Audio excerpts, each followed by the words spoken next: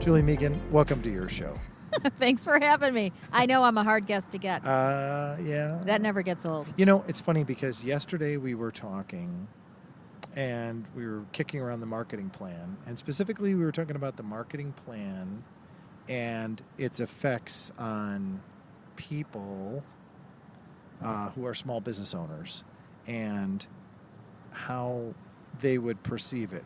Namely, you know, I've been a small business owner. I perceive it like, you know, it's, why do I need to do this? It's too much. And I think we came to the conclusion at the end of that you need some sort of plan. You had talked about having a marketing calendar, but that you need some sort of plan because ultimately it leads back to how you're going to spend your money. Well, right. To market your products or services. And if you don't have that plan, you're misspending money. Isn't that kind of what Absolutely. But let me just qualify the calendar piece. And the reason we went down that road of doing a marketing calendar is because that's where a lot of companies end up.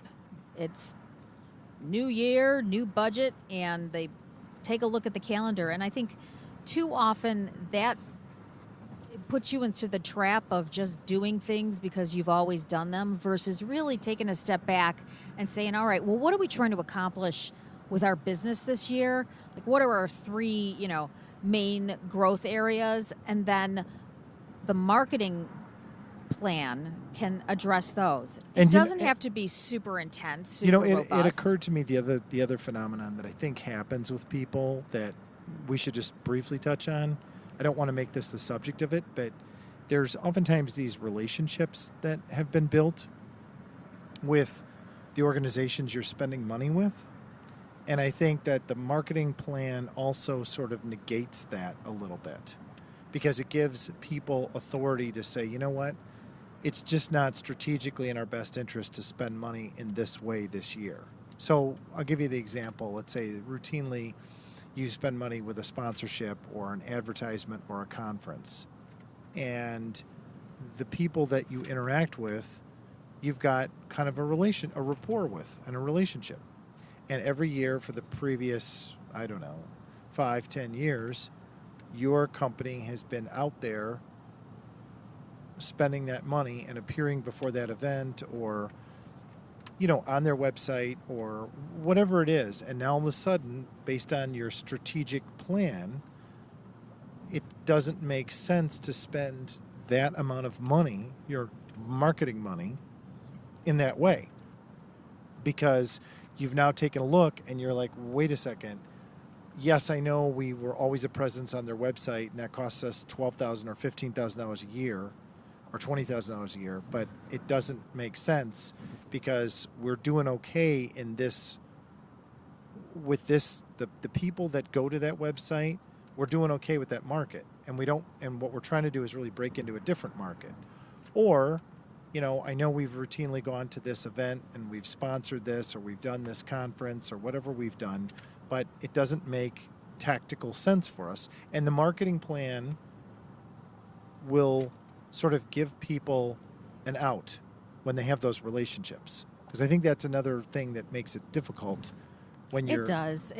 And I empathize because I've had to deliver those messages and I've certainly worked with people in different companies where I know they are the ones that had the relationship with the association or some other business organization and had to deliver the news that we weren't going to be able to do the sponsorship. And sometimes it means, sometimes it's just the right answer. It's not an easy conversation to have, but it's the right answer.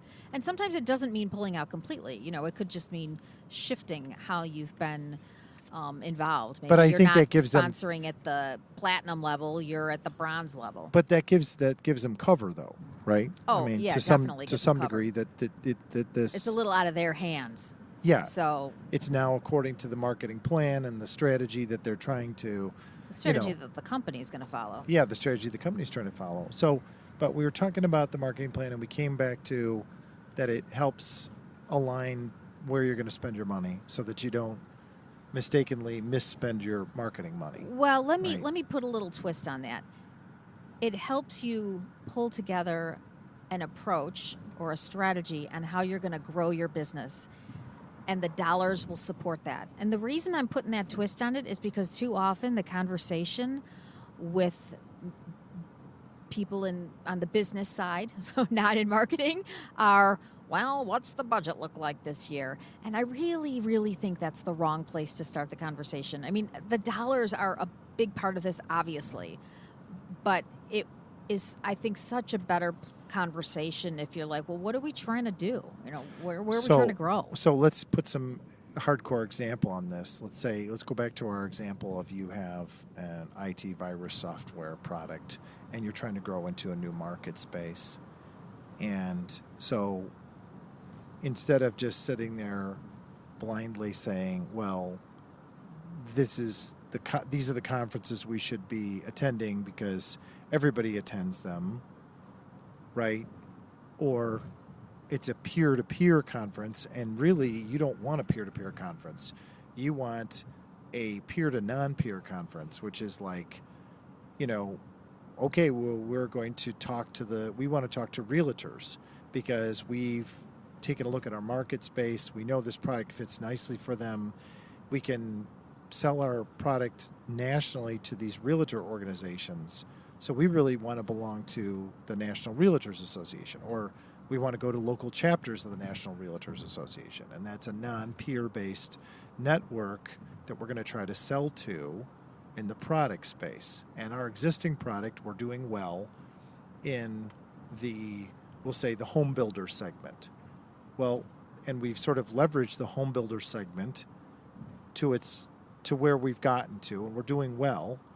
But we've also, in doing the home builder segment, we've realized, hey, there's another market here, the realtor segment, because it's kind of cross-related, and we can sell to that, and realtors can understand, oh, you sell to home builders. Yeah, that's right. We work with home builders, and oh, okay. And they can appreciate that, right? Because it's right.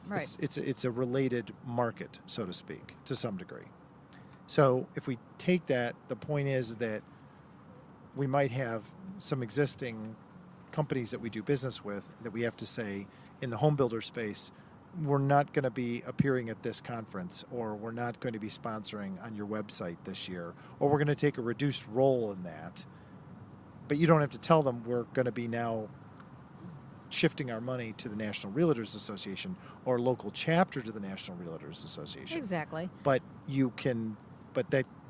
now you sit there and you say, listen, this is the segment we want to really spend our money, because why do we need to keep spending money in the Builders Association when we're doing fairly well here? Doesn't mean we've got it locked down, but maybe we need to back off and pull away some of that money, because we only have so much money to spend on this, and put it toward this group of people, this segment.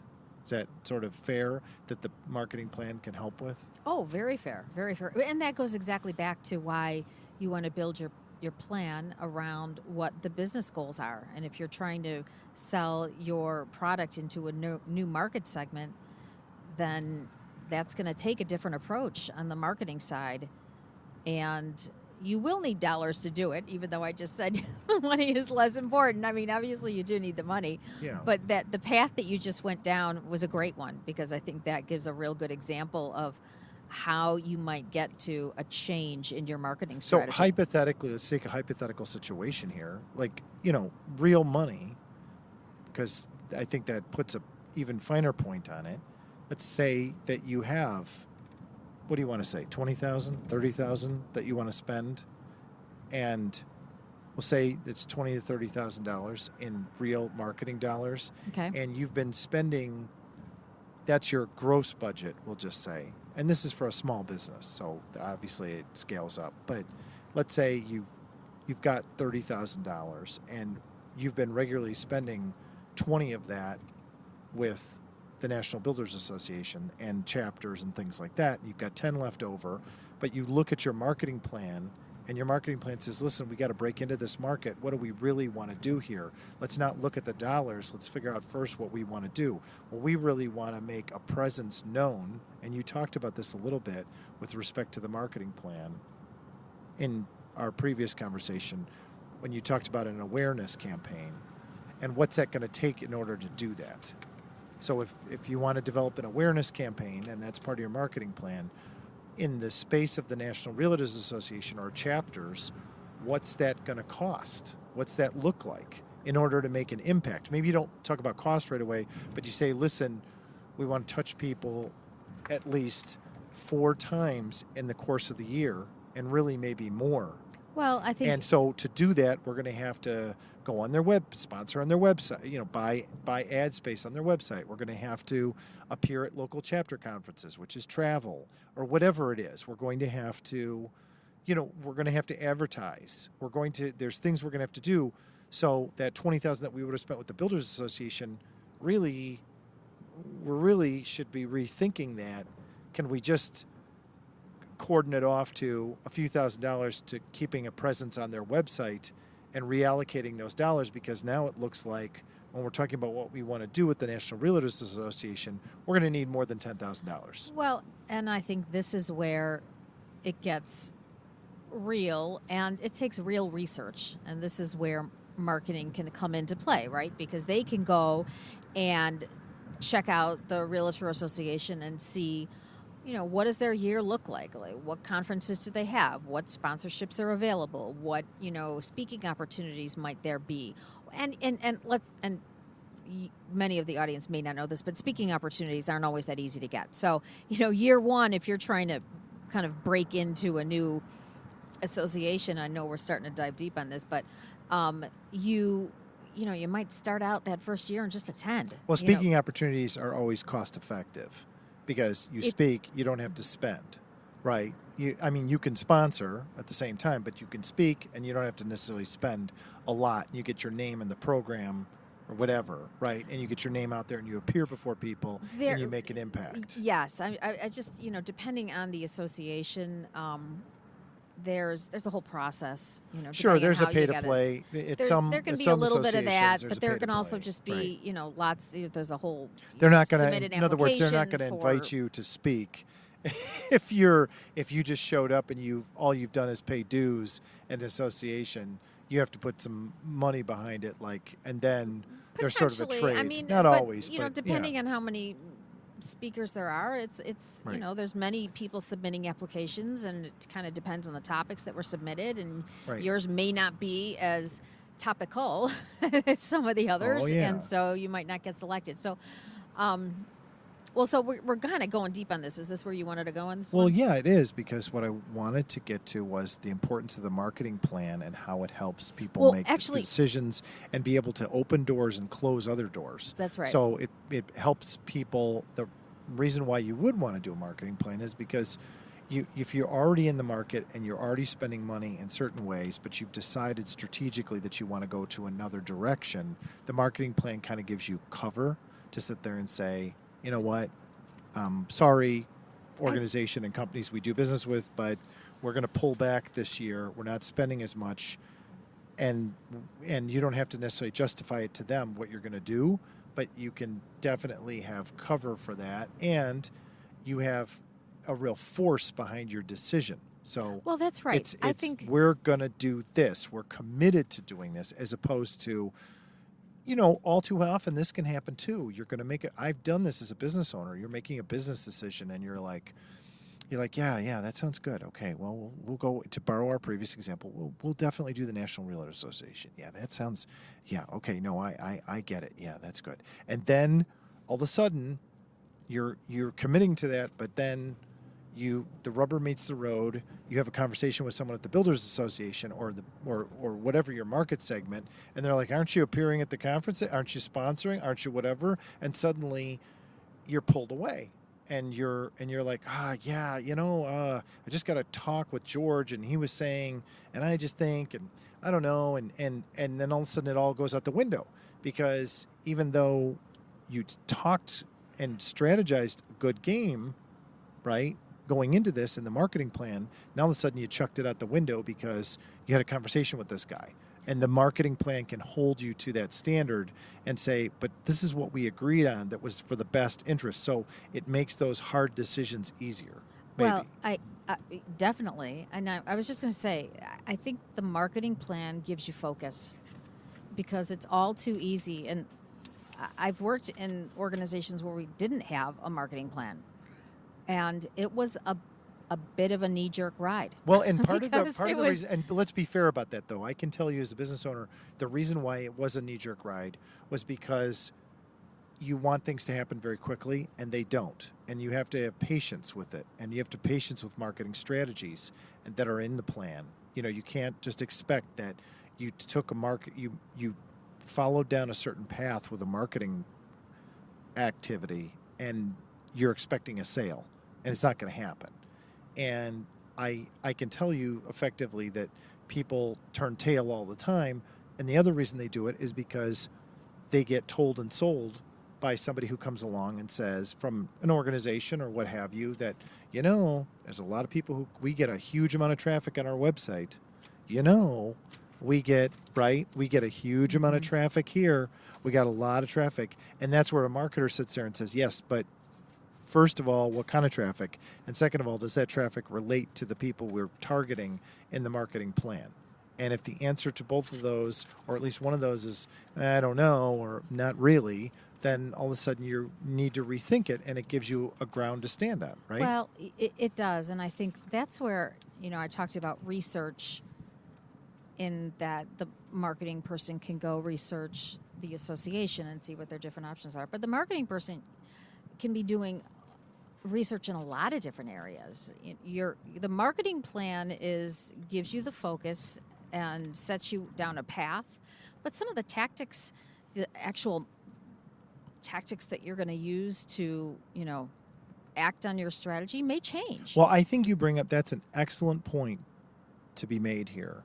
And that is that the reason why you want to have a marketing plan is to first narrow down your initial focus of what you're going to do, meaning what market you're going to go after. Because the problem is that without that, you're all over the board.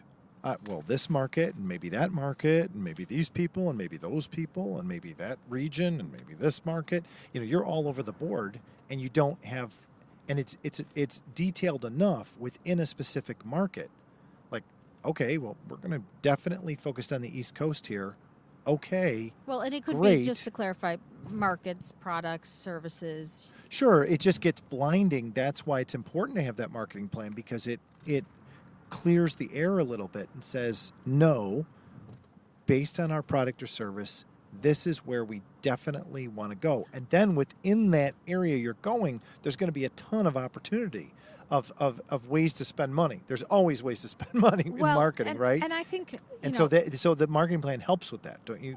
Absolutely, but I think it doesn't mean, even for smaller organizations, it doesn't mean 100% of the pie has to go into one new market or one new product. You might say, well, I think that's where prioritization comes down. You could say, all right, this is our main priority, but we still need to focus on these two other products, services, markets, whatever they might be. And so we need to allocate a little bit here. So because you only have so much money for marketing, and because marketing it's not a one-to-one. It doesn't necessarily mean I market, therefore I am, right? I market it, and now we've got a sale. You've got to be really careful with where you spend your money and how you spend your money. And so the marketing plan, again, now it puts limitations on things. And I think that's hard, too, for entrepreneurs, business owners, licensed professionals who are out there, and they are doing their thing, and they're like, I don't have any limitations. Like, mentally and emotionally, they don't have any limitations, right? Because they're like, I'll take on any client. I'll sell a product anywhere. I'll do it, right? And that's where marketing, it's hard, because marketing kind of puts limitations. Marketing's almost like a parent at some level. Saying, yeah. I know you think you have no limitations, but actually, if you want to be successful, you really need to put some limitations on, and then you can broaden out from there. Wouldn't you say? Yeah, I think that's a good point. I mean, that's the other uncomfortable part about a marketing plan, especially being an entrepreneur. I know I was always like, I don't want to be hemmed in by this. You know what I mean? Like, I just stop. Well, I think, look, they are fluid, right? Yeah. It's intended to give you focus, but it's not going to nail down 100% of the whole year in terms of every. Right. But it has a activity you're very gonna do. specific. It has a very specific result if you do it, and that doesn't mean you have to have like a 50-page marketing plan. I think you could get by with a few pages in the marketing plan. It doesn't have to be I totally agree. right this super detailed, multi-page, with PowerPoints and fireworks and everything else like that. It can just be something really straightforward with a really simple plan. We sell, these products or services, and these are the markets we're looking at going into. This is where we've been traditionally, but we think we'd be better off if we spent a greater portion of our money in this way. And now let's, Trying to get in front of this audience, and Right. here's how we're going to do it. yeah. And then it doesn't have to be so intimidating. And maybe, and this is maybe the other helpful part is that maybe it can cause people to sit there and say, you know what, maybe we just have a small marketing plan for each product or service. Now, I know that's confusing, but just get started. Hear me out. Just get started with one product and try to put together a marketing plan for it, right? Or one service and put together a marketing plan and see how that grows. And then if you get that down, then you start to feel comfortable and you go, okay, that wasn't so bad. This is what we're really trying to do. That wasn't so bad. I think we can now take that and apply it to these other products or services which we sell. Couldn't that be? I know that probably to you as a marketer makes you cringe, because then you're like, oh my God, we have multiple different marketing plans and we have blah, blah, blah, blah. But at the same time, I think that gets especially entrepreneurs and licensed service professionals and people, who are, selling their services off to at least a start with the marketing plan. And it helps them appreciate what it's trying to do. And it also at the same time helps them appropriately spend their money so that they do something that's effective, right? Yeah, I think you can dip your toe if that's easier for people to kind of, so it doesn't feel so overwhelming. Yeah. Then I think that is certainly an approach. Cool. Well, thanks for joining us on your show. Hey, thanks for having me. Okay. All right. All for now.